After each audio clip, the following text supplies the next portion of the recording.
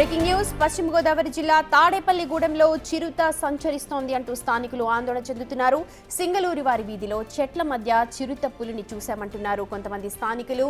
Jam oil చెట్లపై నుంచి చిరుత లాంటి జంతువు కిందకు దూకిందని వీధి కుక్కల అరుపులతో చెట్టు వద్దకు వెళ్లారు స్థానికులు. అక్కడ చిరుతలా ఉన్న జంతువును చూసి భయపడ్డారు వారంతా. 2 రోజుల క్రితం అక్కడే కుక్క మృతదేహాన్ని కూడా చూశామంటున్నారు కొంతమంది. ఇక జంతువు కనిపించిన చోట గోడౌన్లు ఉన్నప్పటికీ నిర్మానుష్య ప్రాంతం కావడంతో అక్కడ స్థానికులందరూ కూడా భయపడుతున్నారు.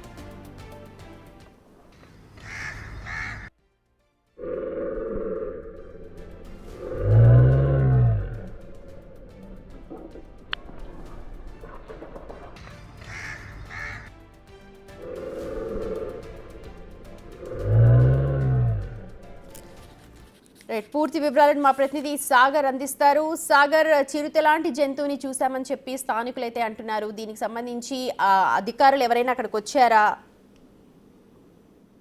తాడేపల్లిగూడెంలోని జువ్వలపాలెం రోడ్ లో ఉన్నటువంటి ఈ ఏదైతే నిర్మానుష్య ప్రదేశాలు, గోడౌన్ లాంటి ఏరియాలు ఉంటాయో అక్కడ చిరుత లాంటి జంతువులను చూసామని అక్కడ స్థానికులు చెప్తున్నారు. ఉదయం నుండి కూడా అక్కడ కుక్కలు ఒక జామాయిల్ చెట్టు దగ్గర చేరి ఒక్కటే అరుస్తూ ఉండటంతో స్థానికులకు డౌట్ వచ్చింది. వారు వెళ్లి చూసే ప్రయత్నం చేశారు. ఈ లోపు ఒక యువకుడు రికార్డ్ చేస్తుండగా ఆ పై నుండి ఆ చెట్టు పైన, జామాయిల్ చెట్టు పై నుండి కిందికి ఒక చిరుత లాంటిది దూకడంతో వారు చిరుతపులనే చెప్తున్నారు. కాకపోతే అక్కడ ఎలాంటి అటవీ ప్రాంతం లేకపోవడంతో చిరుత వచ్చే అవకాశం లేదంటూ మరికొంతమంది చెప్తున్నా కూడా వీడియోలో చూసిన జంతువు చిరుతపుల్లాగా కనిపించడంతో అక్కడ స్థానికులందరూ కూడా కంగారు పడే పరిస్థితుంది. మరోపక్క అక్కడ అదే ఏరియాలో 2 రోజుల క్రితం కుక్క మృతదేహం, వీధి కుక్క మృతదేహం కూడా కనబడడంతో చిరుత సంచరిస్తుంది, కుక్కని చంపి తిని ఉంటుంది, అది తప్పనిసరిగా చిరుత పిల్ల అయ్యి ఉంటుంది అనేది అక్కడ స్థానికులు అయితే చెప్తున్నారు. ఇదే విషయాన్ని పోలీసులతో పాటు ఫారెస్ట్ అధికారులకు కూడా